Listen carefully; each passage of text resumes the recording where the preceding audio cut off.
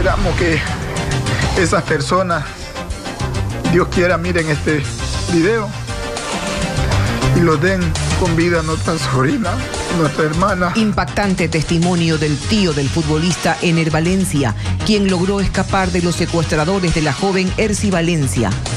Grupos especiales de la policía mantienen las operaciones de búsqueda. La Corte Nacional de Justicia pide a la Asamblea Nacional levantar la inmunidad de la legisladora Karina Arteaga para iniciar la causa penal por concusión. 13 millones de personas están habilitadas en el Ecuador para sufragar en las elecciones del 2021. El CNE aprobó el registro.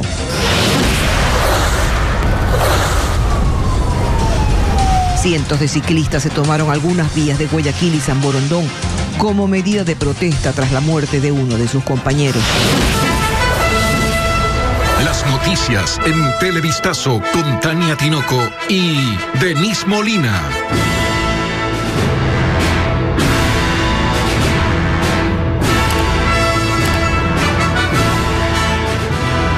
Amigos televidentes, buenas tardes, bienvenidos a una nueva jornada informativa en Televistazo. Iniciamos con el revelador testimonio de una de las víctimas que logró escapar de los secuestradores de la hermana del futbolista Ener Valencia en la provincia de Esmeraldas. Hola, Denise.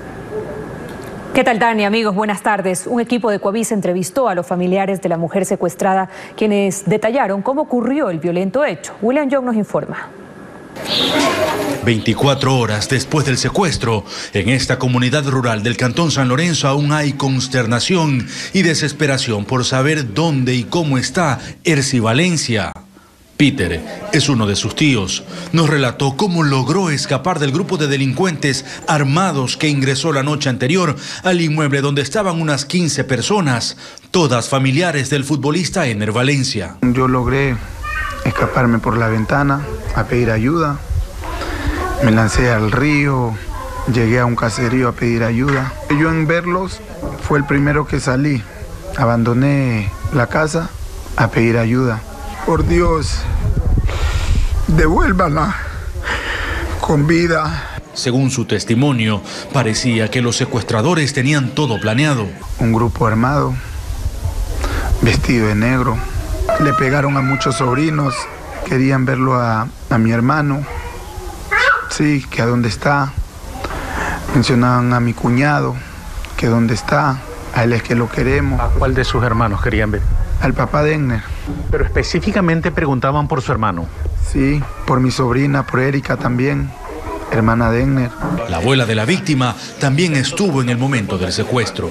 Quiero decirle a ellos que por favor me envíen mi hija. Esta comunidad rural del Cantón San Lorenzo está a pocos kilómetros de la frontera con el estado colombiano de Nariño, base de grupos narcodelictivos y localidad en la que operaban las disidencias de las FARC, lideradas por alias Huacho. El Cantón San Lorenzo es donde nace o termina la patria y debe estar resguardado con las autoridades, especialmente con lo que se refiere a policía y militares, porque somos parte fronteriza y necesitamos respaldo de las autoridades. Las autoridades de gobierno y policía no han dado declaraciones sobre esta investigación. Sin embargo, se confirmó que el operativo de búsqueda se mantiene en toda la provincia y zona limítrofe. Y según los familiares de la joven secuestrada, indicaron que aún no han tenido contacto con sus captores. En otros temas, un juez de la Corte Nacional de Justicia pidió a la Asamblea Nacional que levante la inmunidad de la legisladora Karina Arteaga Muñoz para iniciar la causa penal en su contra. Arteaga, de las filas de Alianza País, está en la lista de los 60 asambleístas que son investigados por la justicia. Paul Romero con el informe. Mediante providencia, el juez de la Corte Nacional de Justicia, David Hacho, solicitó a la Asamblea Nacional la autorización previa para iniciar el proceso penal en contra de la asambleísta Karina Arteaga Muñoz por el delito de concusión. El pedido al juez para que se levante la inmunidad lo hizo la fiscal del Estado, Diana Salazar, en consideración que la asambleísta goza de fuero de Corte Nacional de Justicia. Remítase atento oficio a la presidencia de la Asamblea Nacional del Ecuador a fin de que dicha función del Estado emita la autorización previa respectiva para iniciar causa penal en contra de la señora asambleísta, refiere el documento firmado por el juez. Una vez que la Asamblea levante la inmunidad parlamentaria de Karina Arteaga, la Fiscalía solicitará fecha y hora para la formulación de cargos. La Asamblea tiene plazo de 30 días para pronunciarse sobre el pedido del juez. Caso contrario, se entenderá concedida la autorización. En octubre de 2018, una ex colaboradora presentó en la Fiscalía un documento sobre supuestos cobros ilegales o diezmos para cubrir aportes para su partido político, Alianza País. En mayo de 2019, una ex asesora de Arteaga presentó otra denuncia en la Fiscalía. Le acusó de exigirle supuestos cobros para mantenerla en su puesto de trabajo. Para pagar lo que es las letras del carro que estaba actualmente pagando. En la actualidad estaba cancelando y de mi sueldo era que se cancelaban. Además, su nombre consta en una lista de asambleístas de la provincia de Manabí que se habrían repartido hospitales y contratos públicos. Hasta el momento, la legisladora no se ha pronunciado. La sentencia en contra de María Sola Rea, exdirectora del Hospital Carlos Andrade Marín, aumentó de 1 a 8 años de prisión. La exfuncionaria es acusada del delito de peculado en el proceso de compra de equipos oftalmológicos. En primera instancia, la condena para la Rea fue como cómplice, pero tras la apelación de la Fiscalía General se la consideró como coautora del delito. La sentencia también aumentó para los otros involucrados en este caso, quienes deberán cumplir 8 años de prisión. El padrón electoral para las próximas elecciones tendrá 160.000 electores menos que el que se usó en los comicios pasados. El Pleno del Consejo Nacional Electoral aprobó el nuevo listado depurado. Francisco Garcés con los detalles. En una inusual sesión nocturna, el Pleno del CNE aprobó el nuevo registro electoral que será la base para las elecciones del 7 de febrero próximo. El nuevo padrón tiene un total de 13.099.150 personas habilitadas para votar. Esta cifra representa una reducción del 1,2% en relación al listado que se usó en las elecciones del 2019. Ahora tiene avances importantes, pasando también, no olvidemos que la reforma del Código de la Democracia dio la posibilidad de sacar del registro a aquellas personas que no sufragaron en los últimos procesos electorales, así como aquellas personas que posiblemente estaban fallecidas. El nuevo registro está compuesto por 6.466.855 hombres y 6.632.295 mujeres. El voto es opcional para las personas entre 16 y 18 años y también para las que tienen más de 65 años de edad. Además, el padrón contempla a 22.429 ciudadanos extranjeros que están habilitados para votar debido a que tienen más de 5 años de residencia legal en el país. La depuración de los datos para llegar a la cifra final se hizo hasta el 8 de agosto, contemplando información enviada por el Registro Civil, por el Consejo de la Judicatura y la Cancillería. Contar con un registro electoral actualizado y depurado es uno de los aspectos esenciales para garantizar la equidad y transparencia del proceso electoral. Pero el consejero Luis Verde Soto mostró sus dudas por los procedimientos empleados en la elaboración del registro. Yo me he expresado por escrito y verbalmente sobre este tema con una extensa argumentación técnica plenamente enmarcada en la Constitución. Además, en el informe que hoy trata este Pleno no consta la totalidad del marco jurídico que debe aplicarse. En razón de lo antes expuesto, mi voto es abstención. Al final, el nuevo registro fue aprobado con el voto de los 3 consejeros de mayoría en el CNE. Y con este nuevo listado se organizarán los comicios en los que se dividirá a los votantes en 2.000 zonas electorales en todo el país.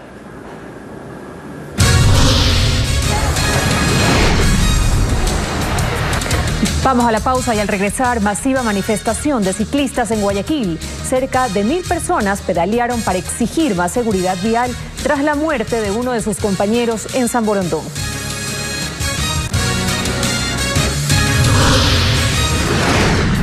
También más de 300.000 personas se han desafiliado del IES durante la emergencia, lo que genera una mayor amenaza a la liquidez de la institución que ya estaba en crisis.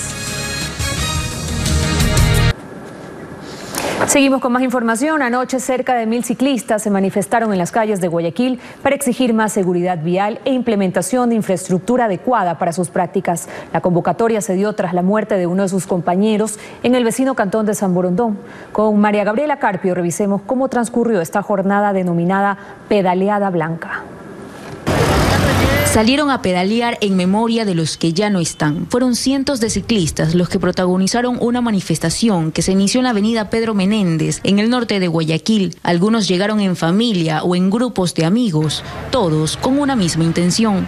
Al profesional del volante que tiene que respetar la vía, porque todos somos parte desde la vía, desde el peatón, desde el ciclista, el atleta, el patinador. Decían que buscaban hacer conciencia porque no quieren seguir perdiendo a más compañeros en las vías.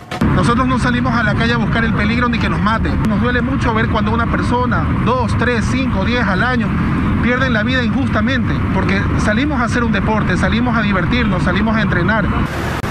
A su recorrido se unieron patinadores, quienes se sumaron al pedido de más infraestructura segura y controles viales. Y así fue que todos, poco a poco, continuaron hasta llegar al sitio en el que Santiago Jaramillo falleció, tras ser atropellado este lunes en la vía San Borondón. Es el tercer amigo que entierro en menos de 5 años, atropellado por un irresponsable del volante. ¿Hasta cuándo? Guardaron un minuto de silencio y encendieron velas en su memoria. Lo hicieron mientras eran custodiados por agentes de la policía y de tránsito. Tenemos aproximadamente unos 1000 ciclistas que han venido a hacer esta manifestación. Ya se va a implementar una ciclovía exclusivamente y días y horarios para que los ciclistas también se eduquen y puedan circular por esa vía y darle nosotros la protección necesaria a todos y cada uno de los ciclistas que vayan a circular. Y de hecho en Guayaquil vamos a tener también semáforos para la bicicleta, que en muchos casos, en algunas intersecciones, van a trabajar paralelamente con el semáforo peatonal. La disposición está dada y ya nuestro departamento de planificación está trabajando en aquello. Un llamado a la conciencia, decían, en favor del respeto a la vida y la seguridad vial. ¡Muerte no! ¡Justicia sí! ¡Muerte no! Esta mañana la Asociación de Personas con Discapacidad del Guayas protagonizó una manifestación pacífica recorriendo varias calles del centro de Guayaquil. Protestaron contra la red de corrupción que entregó carnets de discapacidad fraudulentos a personas que no lo necesitaban. Quienes tienen discapacidad iban dentro de una caravana de vehículos con carteles reclamando al gobierno y a la fiscalía porque no conocen todavía los resultados de las investigaciones que permitan sancionar a los responsables de la emisión de estos documentos falsos.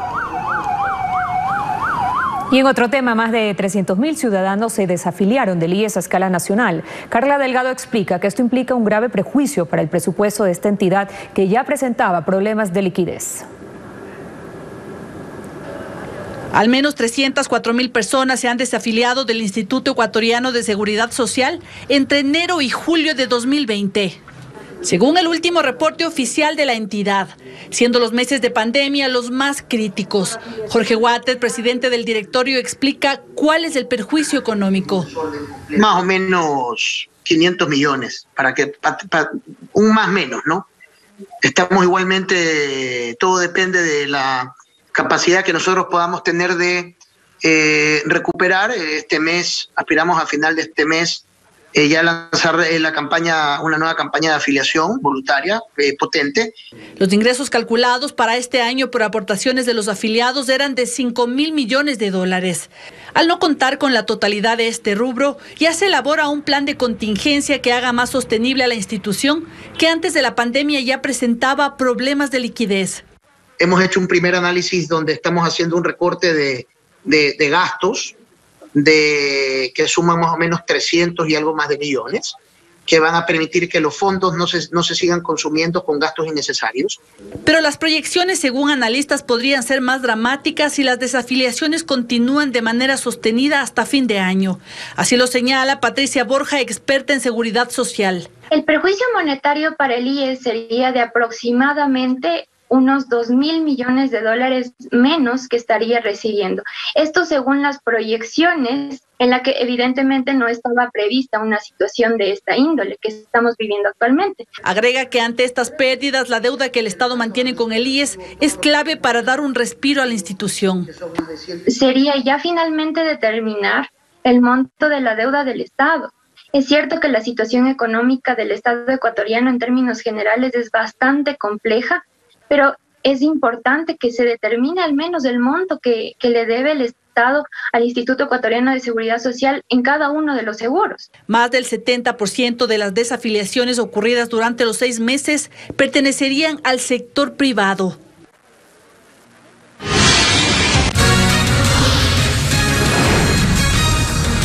Más adelante en Televistazos, según expertos, se han atendido hasta 2.500 pacientes con síntomas respiratorios por semana durante este mes. En Quito, pese a la disminución de la demanda en hospitalización, áreas de terapia intensiva siguen llenas.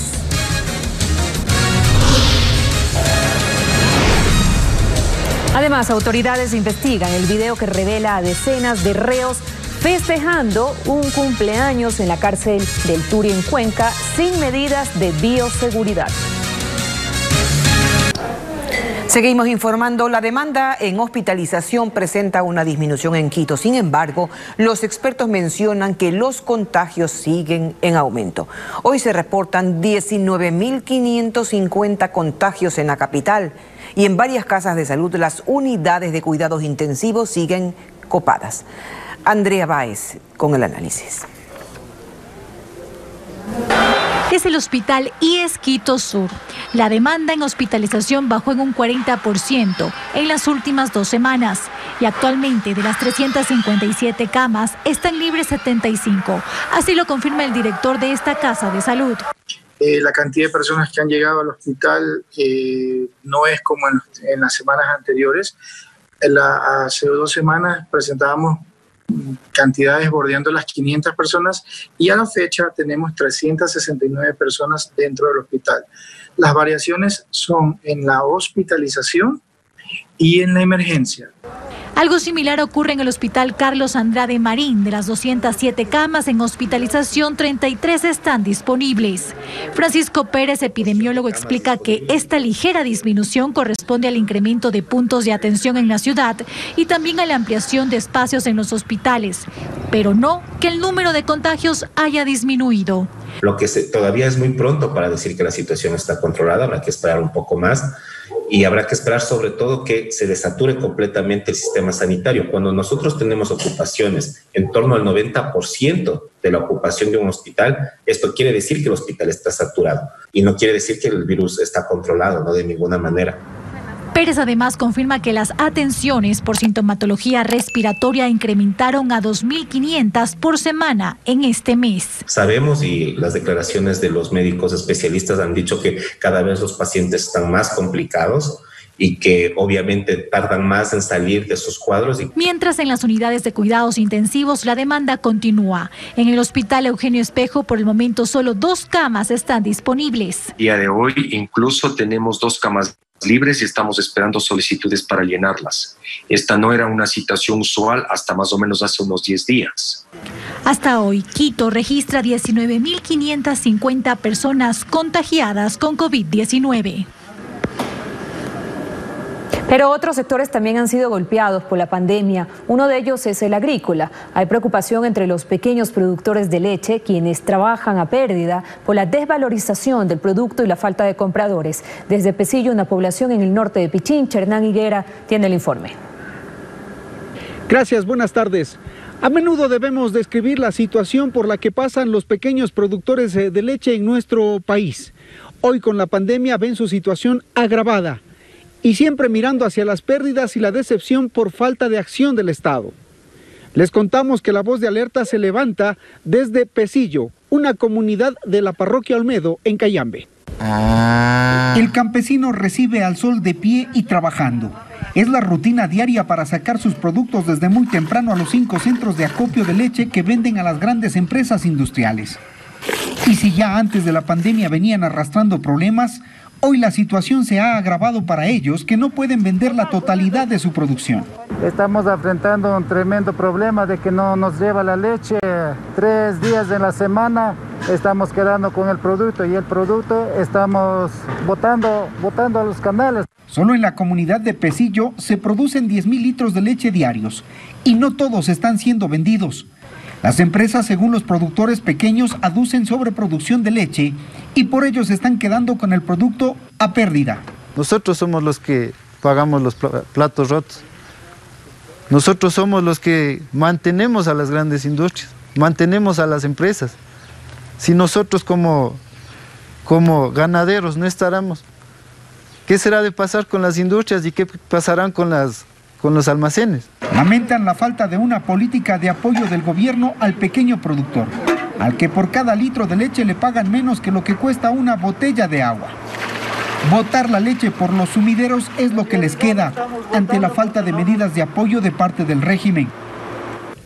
A todo esto se suman las preocupaciones por las deudas que mantienen los pequeños productores con el sistema financiero nacional y la falta de políticas claras que bajen los insumos que necesitan para su producción. Les contaremos más en nuestra emisión estelar. Buenas tardes. En redes sociales se difundió un video en donde se observa cómo decenas de privados de libertad celebran el cumpleaños de uno de los reos. El festejo sin distanciamiento social ocurrió en la cárcel del Turi, en Cuenca, donde utilizaron hasta un cuchillo para cortar la torta. Diego Cuenca nos informa que las autoridades del centro carcelario investigan cuándo ocurrió esta celebración. Y que cumplas muchos años. Al ritmo de vallenato, los presos aplauden, cantan y así celebran el cumpleaños de un integrante de la banda delictiva Los Choneros. Incluso uno de los reos corta una torta con un cuchillo, pese a que es un objeto prohibido en las cárceles. No aplicaban el distanciamiento ni usaban mascarillas. El video de la fiesta ocurrió en la cárcel de Turi, en la provincia de Azuay, y se difundió en medio del estado de excepción en el sistema penitenciario, declarado en emergencia por la violencia que se desató dentro de las prisiones, que ha cobrado la vida de decenas de presos durante las últimas semanas. Eso motivó una investigación de la policía. Todas las actividades que se realizan al interior del Turi están debidamente coordinadas y planificadas por sus autoridades. Según las autoridades del centro carcelario, dentro de las investigaciones sospechan que la celebración habría ocurrido en la clausura de un campeonato deportivo y actividades culturales. No sabemos realmente cuándo fue, cómo fue la fecha, lo subieron en ese momento, pero realmente si hubo un cumpleaños, realmente también hay que entender que son seres humanos al interior. Actividades culturales en donde, según el sistema de atención a privados de libertad, los reos entregaron voluntariamente 300 de estas armas blancas, en su mayoría cuchillos de todo tipo. Pero realmente lo que ha pasado aquí y lo que pasó el fin de semana fue la clausura de los eventos deportivos y de la gran campaña que hicieron los internos, que venimos trabajando ya 2 meses atrás en esta campaña Yo Cambio por Ti. Pero no es la primera vez que los reos se divierten, pues en febrero pasado, justo en Carnaval, convirtieron el patio de la cárcel de Turi en una piscina y en la que no hubo ningún tipo de control. Momentos de pánico vivieron los habitantes de una urbanización en el norte de Guayaquil. En la madrugada, 2 artefactos explosivos detonaron, causando daños materiales. Merlin Ochoa nos informa que se trata de 2 dinamitas. Esta es la explosión controlada que realizó la unidad antiexplosivos de la policía en la ciudadela La Garzota, norte de Guayaquil. Según la versión de los agentes, antes de las 2 de la madrugada de este miércoles, 2 sujetos caminaron por el lugar y lanzaron 2 tacos pequeños de dinamita. Uno de ellos explotó en la vivienda y el otro fue detonado por la policía. Los moradores describen los momentos de pánico que vivieron. ¿Usted escuchó la explosión? Hijita, las 2. La primera fue bien fuerte, que tumbó todita esa puerta, hasta adentro, los vidrios, los espejos, todas esas cosas. ¿Qué pensaban ustedes? De todo ya. Según las primeras investigaciones de la policía, se trata de un artefacto mortal. Sin embargo, no hay víctimas, pues a la hora de la explosión, todos estaban durmiendo. En el momento de la explosión en la casa había 6 personas, entre ellas una mujer de 71 años, quienes afortunadamente no presentan alguna lesión. Sin embargo, la dueña de la casa prefirió no hablar del tema. La primera explosión dejó un orificio de unos 50 centímetros de diámetro y también se dañaron las puertas principales de la vivienda. El general Víctor Arauz, jefe zonal de la policía, recalca que los dueños de la casa no han recibido amenazas de muerte. Pero conversando en este caso con el propietario del domicilio, es una persona que se dedica a un negocio de venta, de compra y venta de repuestos automotrices, no tiene ningún perfil que haga a nosotros presumir que su integridad podría correr peligro. Presumimos tal vez alguna confusión. El informe policial también determinó que las dinamitas son artesanales. Tras la explosión que se escuchó a 10 cuadras a la redonda, llegaron 3 unidades especiales. Todavía no hay pistas de los autores de este ataque. Detienen en Esmeraldas a Antonio A., procesado por el presunto delito de asesinato y prófugo desde 2018 por los hechos ocurridos en un cuartel de policía que fue destruido. Las 3 víctimas se dedicaban al comercio, según sus familiares, y una turba los asesinó a golpes por el rumor de un secuestro de niños. Esta madrugada la Fiscalía, durante un allanamiento, ejecutó tal detención. Un hombre fue asesinado al estilo sicariato en el Guasmo Sur de Guayaquil. La víctima recibió varios impactos de bala. La policía investiga si el crimen está relacionado al tráfico de drogas, pues el fallecido tenía antecedentes penales. Cerca de la medianoche, un hombre de aproximadamente 39 años de edad fue asesinado en el bloque 3 de la Cooperativa Unión de Bananeros, en el Guasmo Sur de Guayaquil. Otro sujeto que lo esperaba en el sector le disparó varias veces y tras cometer el crimen huyó. Bueno, al momento como criminalística levantamos 9 indicios balísticos, tenemos 8 vainas percutidas, un encamisado. Aparentemente es una persona que realiza varios disparos con arma de fuego, tipo pistola semiautomática. La policía confirmó que la víctima tenía antecedentes penales. Sus familiares evitaron dar declaraciones. Tiene 2 antecedentes penales por homicidio simple y tenencia de sustancias sujetas a fiscalización. Los uniformados investigan si este asesinato está vinculado a un caso de tráfico de drogas. Aproximadamente 25.000 solicitudes de préstamos quirografarios están represadas en el sistema del BIES por la suspensión temporal de este servicio. Todavía hay quejas ciudadanas por acceder a estos montos que debido a la pandemia han aumentado su demanda. José Carlos Alvarado nos cuenta más. La pandemia por el coronavirus ha obligado a miles de ciudadanos a acceder a un préstamo quirografario emergente. Específicamente, entre el 23 de marzo y 16 de agosto de este año, se han desembolsado 60,4 millones de dólares para 98.056 operaciones. Sin embargo, desde el 1 de agosto, el Banco del Instituto Ecuatoriano de Seguridad Social BIES suspendió temporalmente los servicios para este trámite en la web. Por eso, decenas de personas llegan a las oficinas de la entidad para pedir una solución. Hoy en la madrugada se quiso intentar vía telefónica para acceder y la página está caída. No sale pendiente.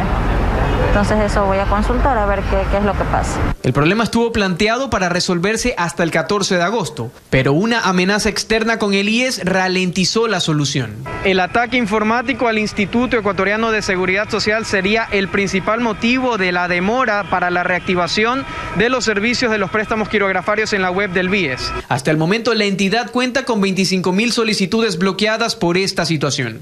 Freddy Monge, subgerente general del BIES, detalla que en efecto ha habido un aumento de solicitudes, pero que no hay problemas de liquidez para cumplir con las metas anuales de desembolsos. Bueno, hay un represamiento también de solicitudes de préstamos quirografarios, como ustedes saben, debido a la situación que se enfrenta hoy por hoy el país. La gente, las familias están accediendo precisamente a estos préstamos quirografarios. La entidad sostiene en que el inconveniente será resuelto esta semana, una vez que se hayan corregido las fallas técnicas y así dar una solución a los solicitantes de los préstamos. Así estamos despidiendo este espacio informativo. Tania. Siempre habrá más noticias aquí en Ecoavisa, a las 19 horas en Televistazo Estelar. Un abrazo.